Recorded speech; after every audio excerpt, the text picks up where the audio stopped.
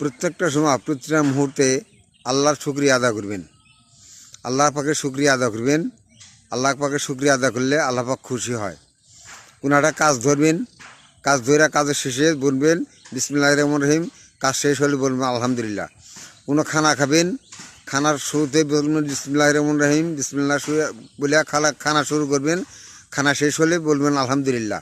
এই যে আল্লাহ পাকের শুকরিয়া আদায় হয়ে গেল। আল্লাহ পাকের শুকরিয়া আদায় করলে আল্লাহ পাক খুব খুশি হয়, তার নিয়ামত আরও বাড়িয়ে দেয়।